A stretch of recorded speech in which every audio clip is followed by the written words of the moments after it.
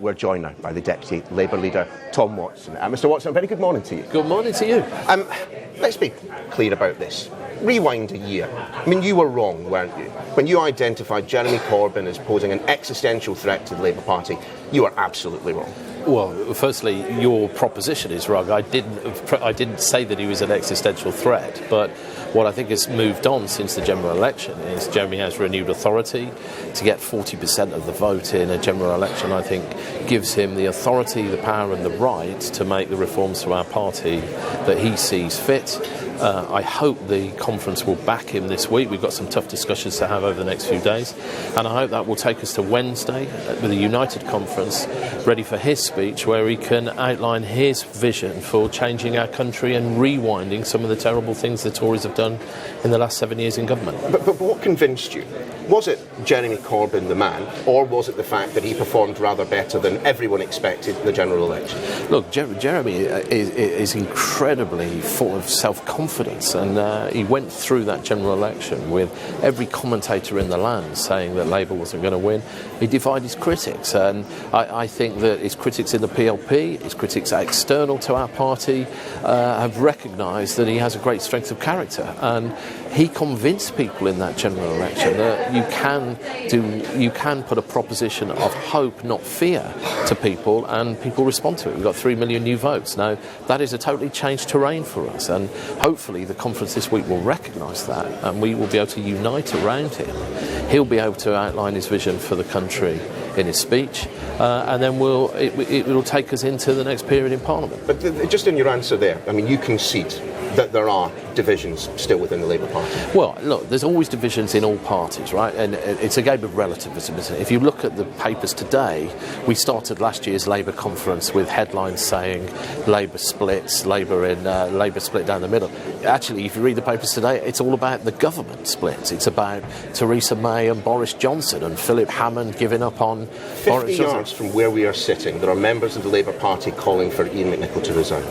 Well, that is there are very small numbers of people saying that. That is not the view of Jeremy or me or members of the Shadow Cabinet. We're terrifically proud of our full-time members of staff who delivered a very powerful general election campaign at very short notice. So those people that are demonstrating against our staff are not just bullying, they are wrong. And Ian McNicol enjoys our full support. Still, I mean, appropriately enough, within spitting distance of where we are sitting at the moment, there are people who don't only want to see you, moved away from the post of deputy leader, but would rather not see you within the party itself. That doesn't scream unity to me. Well, again, that's not the view of the vast majority of our 570,000 members. Look, you're always going to get dissenters in political parties, and actually, there's always personal ambition, and when you're in these posts, there's always people that want your job. And one day, someone will have this job, and I won't be the deputy leader.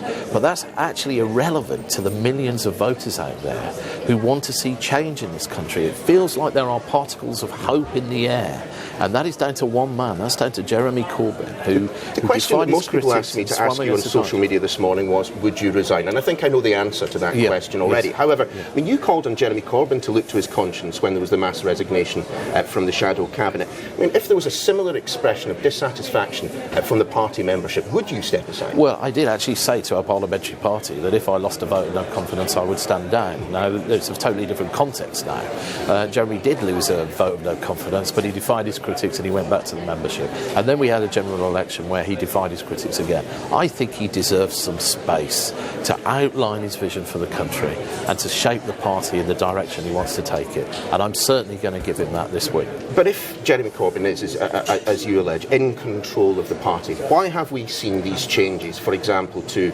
elections to the NEC, the changes that are mooted about the threshold at which someone can become a candidate for leadership? Jeremy Corbyn's in control. Why these changes? Well, firstly, let me say, I realise for your viewers, me talking about the details of the Labour Party rulebook may be a little bit dull, but one of the things we're discussing this week is to give our members a bigger voice, a bigger say around our National Executive Committee table. That's actually something that people in the party have been arguing for many years. In fact, Tony Blair argued for greater member representation on our NEC. It's taken Jeremy Corbyn to be able to convince our unions that improving the representation of our members on the NEC is a good thing. And I think we should all, and we were all united around that when we discussed it at our NEC this week. I hope the conference will support him in that. and indeed on the leadership, he proposed a compromise position that 1 in 10 Labour MPs would be able to nominate a candidate for leader. He was gracious enough not to suggest that for the deputy leadership, so it took me to actually say, well, let's bring the threshold down for the deputy leadership as well. So you say it's not of interest to the public, but it's an obsession of the party itself. I mean, you yourself, you've given an interview to the Birmingham Mail in which you say, there's a danger the party could descend into internecine warfare and rouse about rule books. Well, you're there already. No. I didn't say that. I said there is always a danger that could happen. What I want to see this week is a united party, and I think it will be. These changes enjoy my support, Jeremy's support, the vast majority of our members on the NEC and our unions, and I hope we'll have a good debate about what a good, sensible, functioning party looks like, how our members can be greater participate in all our structures, in policy making, but ultimately, actually, the real issues is how are we going to address the concerns of the British people, but and that's down to Jeremy and John Indeed, McDonnell. And we will talk. We will delve into policy in just a moment. But I mean, it's not even as if the changes to the rule book are going to stop there. The Katie Clark review, which we voted on, this time next year, includes, for example, enshrining the ability of party members to criticise Zionism. Nothing could possibly go wrong with that. Yeah. It talks about putting socialism back into Clause 4. Yes. I mean, the battles are going to continue. Well, hold on. Let me just say the conference will be deciding the parameters for that review. But I'm not going to sort of predict the outcome of that. There's 500,000 people that are going to be involved in this in their local parties. Our MPs, our councillors, our MEPs will play a role, and we want to make sure that we get a series of sensible changes through that mean that we're a professional, modern political party in the digital age. Last on this, then, would you be happy to see socialism put back into Clause 4? Of course, I'm a socialist. I'd like to see socialism. And if our party members want to change our rule book or our constitution, that's fine. But I'm not predicting the outcome of a consultation that hasn't even begun yet. Okay, I think that's fair. This is my third show in the chair, filling for Sophie. But let's once again try and seek a little bit of clarity on the party's position on Brexit. Do you still believe that we could be in the single market after we leave the European Union? Well, look, we've said that the number one issue for us as a negotiation plan is to make this a jobs-first Brexit, and that means supporting British workers and the interests of businesses. So we think that access to the single market is the key thing so that we can get our goods to market and keep those workers in jobs. But after that transitional period? Well, that's why we called for a transitional period. We were very concerned that Theresa May calling the election and the first 3 rounds of talks failing has meant that there was not enough time to get a proper negotiated settlement. That's why we called for a transition. And when the transition ends, the key thing is that we can still get tariff-free access into the European market, and that should be an objective. You have said in the past that there remains the potential for us to remain permanently in the single market. I mean, if we're talking about dividing lines between the Labour and Conservative Party at the moment, I mean, they have adopted the single market and customs union through the transitional period. This at least would give you, a point of divergence. Just to say on that single market, there's been a lot of newspaper stories written about a single sentence answer I gave in an interview on Newsline that was actually about gambling, and there was a multi-pronged question that you get in these things, and I said that the single market may be an outcome of those negotiations. Of course, what I didn't get a chance to say is, of course, we're not the negotiators, right? That's the government, right?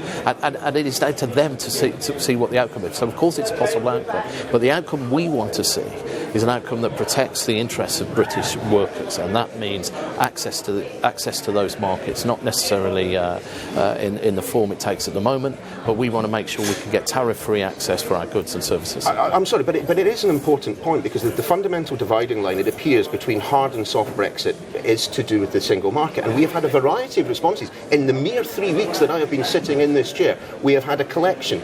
John Ashworth telling me there's absolutely no chance we could be in the single market. You, of course, have said that there's a potential that we could. Jeremy Corbyn has said no, we're not, and also said yes, we could. Well, I hope I've clarified about why I've said there's a potential. But what I'm trying to say, and also, of course, it is very easy for politicians to slightly give the wrong nuance in an interview. I want to be clear to you that our negotiated position, should Keir Starmer be leading those negotiations after an early general election, will be to put jobs and business first. We want transitional arrangements that retain those characteristics of access to the single market. The negotiated settlement after that we want tariff-free access negotiated. But of course that's down to the negotiation. So it's very hard to give you the clarity you're looking for because A, we haven't started those negotiations yet, and B, we're not the negotiating team. I can just tell you the approach we would take to those negotiations were we to be so. But there is, 35% of Labour supporters are of a Leave persuasion.